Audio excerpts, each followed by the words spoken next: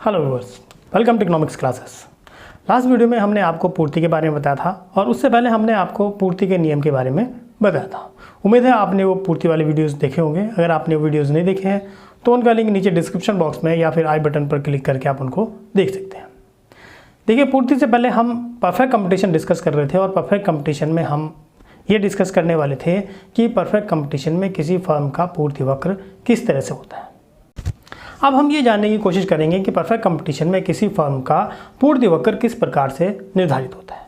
देखिए, जब भी हम पूर्ति वक्र निकालने की बात करते हैं तो जो किसी वस्तु की निर्गत की जाने वाली इकाइयां हैं उनको हम x एक्सिस पर डिनोट करते हैं और जो वस्तु की कीमत है उसको हम y एक्सिस पर डिनोट करते हैं। तो जब भी हमें किसी फर्म का पूर्ति वक्र निकालना हो तो हमें समय काल का भी ध्यान रखना पड़ता है कि ये किस समय काल में हम पूर्ति वक्र निकाल रहे हैं। देखिए, समय काल के हिसाब से हम दो प्रकार का समय काल कह सकते हैं। एक होता है अल्पकाल या जिसको शॉर्ट रन कहते हैं और दूसरा है दीर्घकाल। तो इस प्रकार से अल्पकाल का जो पूर्ति वक्र होगा वो अलग होगा और दीर्घकाल का जो पूर्ति वक्र है वो अलग होगा। तो एक एक करके हम इन दोनों टाइम पीरियड्स में किसी फर्म का पूर्ति वक्र कैसे निकलता है उसको देखते हैं। तो सबसे पहले बात हम करते हैं अल्पकाल की। देखिए, अल्पकाल में हमने आपको परफेक्ट कंपटीशन में बताया था कि कोई फर्म कब तक मार्केट में रहना चाहेगी। इस पर एक सेपरेट वीडियो बना हुआ है, अगर आप चाहें तो उसको देख सकते हैं। उसका लिंक नीचे डिस्क्रिप्शन बॉक्स में है या फिर ऊपर आई बटन पर क्लिक करके भी उसको देख सकते हैं।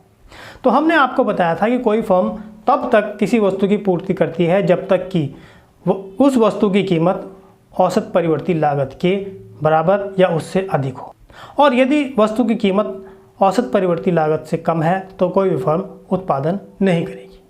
तो आइए फिर इसको हम इस चित्र से समझने की कोशिश करते हैं। ये चित्र जैसे कि आप देख रहे हैं, आपने पहले भी इसको देखा है। जब हम परफेक्ट कंपटीशन में किसी फर्म के लाभ अधिकतमीकरण की बात कर रहे थे वहाँ पर हमने इस चित्र को दिखाया था। ये वही चित्र है। यानी यहाँ पर हम देख सकते हैं कि ये हमारी जो मार्जिनल कॉस्ट कर्व है ये नीचे से ऊपर की तरफ जारी है। ये हमारा एवरेज कॉस्ट कर्व है और ये औसत परिवर्ती लागत है। अब यहाँ पर हम देख रहे हैं कि ये जो P2 कीमत पर ये सीधी हमारी P2 की लाइन है। देखिए, हमने परफेक्ट कंपटीशन में पहले भी आपको बताया था कि जो कीमत होती है वो दी हुई होती है, इसलिए कीमत में कोई फ्लक्चुएशन नहीं होता। कीमत बिल्कुल स्थिर लाइन में जा रही होती है अगर उसको वक्र में बनाएं हम तो।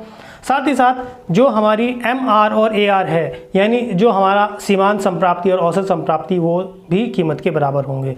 तो यानी ये जो P हमारी लाइन है, ये जो P लाइन है ये हमारी औसत संप्राप्ति की भी लाइन है और ये सीमांत संप्राप्ति की भी लाइन है। यहाँ पे हम देख रहे हैं कि ये जो हमारा जो मार्जिनल कर्व है ये इस AR लाइन को इस बिंदु पर काट रहा है।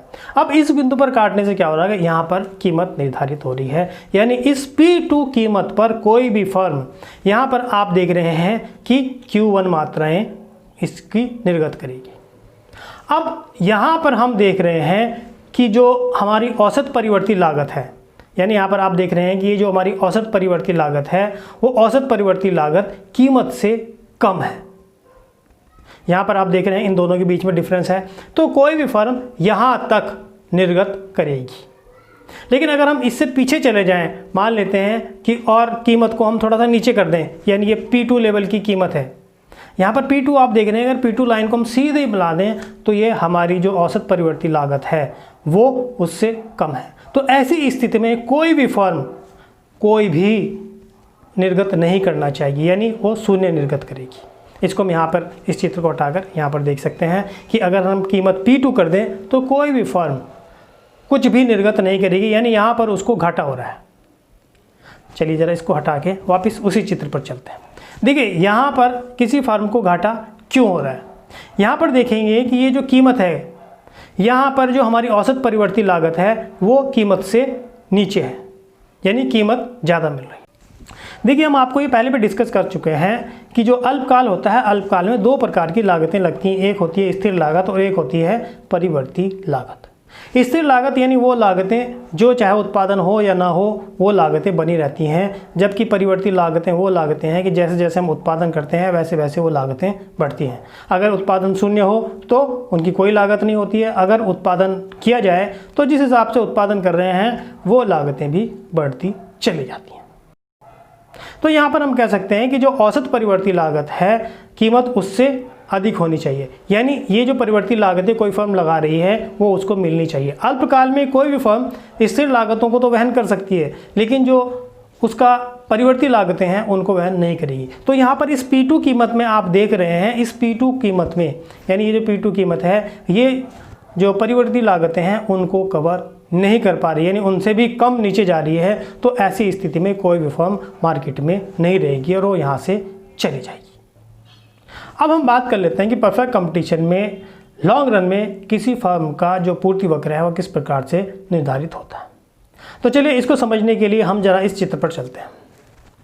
देखिए, हमने पहले भी आपको परफेक्ट कंपटीशन में बताया था कि परफेक्ट कंपटीशन में कोई भी फर्म तभी तक मार्केट में रहती है या उतना उत्पादन करती है जब तक कि कीमत औसत लागत के बराबर हो। औसत लागत से अगर कम होंगे तो कोई भी फर्म मार्केट में नहीं रहेगी या वो उत्पादन नहीं करेगी। देखिए, हमने पहले आपको ये भी बता दिया था कि जो लॉन्ग रन होता है यानी जो दीर्घकाल होता है, दीर्घकाल में कोई भी लागतें स्थिर लागतें नहीं होती हैं, सारी लागतें परिवर्तनशील होती हैं। यानी फर्म सारे के सारे जितने भी अपने संसाधन हैं उन सभी संसाधनों में परिवर्तन कर सकता है। तो इसलिए दीर्घकाल में कोई भी फर्म इतना तो लेना ही चाहेगी जितना कि उसकी औसत लागत लगी हुई है। तो यहाँ हम इस चित्र में देख सकते हैं कि ये हमारी दीर्घकालीन सीमांत लागत है और ये हमारी दीर्घकालीन औसत लागत है। ये हमारा कीमत है यानी P1 कीमत है, ये सीधी लाइन पे जा रही है और हमने जैसे पहले बताया है कि A और MR भी P के बराबर ही होते हैं। तो यहाँ पर आप इस बिंदु पर देख रहे हैं कि जो हमारी दीर्घकालीन सीमांत लागत का वक्र है वो MR वक्र को इस जगह पर काट रहा है कि यानी कीमत यहाँ पर निर्धारित होगी और यहाँ पर हम देख रहे हैं कि Q1 मात्राएँ कोई भी फर्म जो है निर्गत करेगी, यानी ये P2 कीमत पर कोई फर्म Q1 मात्राओं को निर्गत करेगी।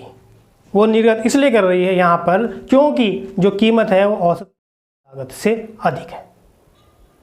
और अगर हम यहीं पर ही बात करें इस P2 कीमत की, तो इस P2 कीमत को आप देख रहे हैं कि ये P2 कीमत जो है वो औसत लागत से नीचे है। तो औसत लागत से नीचे होने के कारण कोई भी फर्म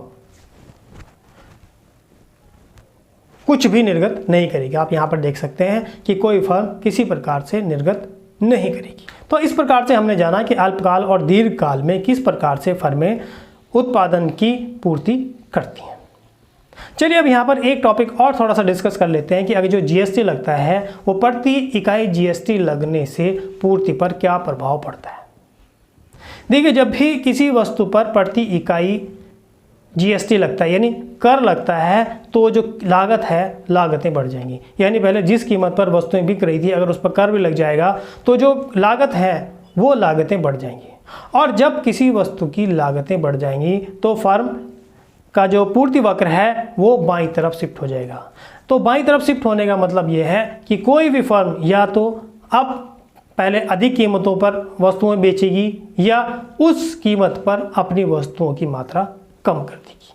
तो ऐसी स्थिति जहां पर प्रति इकाई कर लगता है वहां पर जो पूर्ति वक्र है वो बाईं तरफ शिफ्ट हो जाता है। इसको हम यहाँ पर इस चित्र में भी देख सकते हैं कि जो हमारा ओरिजिनल पूर्ति वक्र था और ये ओरिजिनल पूर्ति वक्र खिसक कर बाईं तरफ चला गया है। बाईं तरफ जाने के कारण प्रति इकाई टैक्स का लगना।